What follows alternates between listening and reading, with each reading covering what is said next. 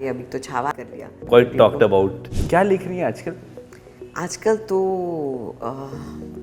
बीच बीच में I think short stories लिख लेती हूँ और शायद अगली किताब शायद शॉर्ट स्टोरीज की हो। Anthology of short stories.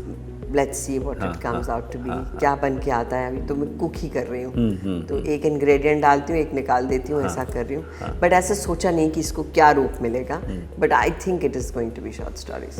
Superb. Yes. और कुछ और अपकमिंग प्रोजेक्ट्स जिन पे हम लोग जान पाए? बहुत सारे। अभी तो छावा कर लिया। Quite talked about that comes, then I have 2 web shows that come, beautiful subjects और so एक मतलब बिल्कुल एक से अलग है दूसरा। फिर एक फिल्म कर रही हूँ मनोज बाजपेयी के साथ, फिर I'm playing an antagonist, और फिर एक रुका हुआ फैसला का adaptation है, वो आएगा। And then I told you about this biopic that I did.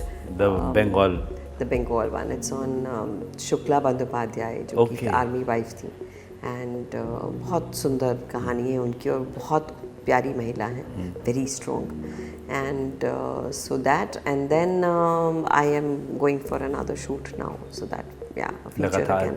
लगातार I take my breaks Pankaj, वो बड़ा ज़रूरी है। अगर मतलब ये हुआ ऐसा, हमारे यहाँ हाथ में होता नहीं है कि आप क्या कर रहे हैं, कब कर रहे हैं। तो हुआ ये कि 4-5 महीने एक साथ I was jumping from one project to the other, and then sometimes it burns you out, and then you like okay now I take break. तो वो फिर मैंने 1 महीने का ब्रेक लिया, लेकिन वो ब्रेक में भी आप कुछ तो इंटरव्यूज कर रहे हैं, कुछ कर रहे हैं, कुछ कर रहे हैं। तो now okay, so I am like अच्छा now be now think here in Mumbai, now shoot again. So I need my breaks, I take my breaks, and then I go back again with full enthusiasm. Superb.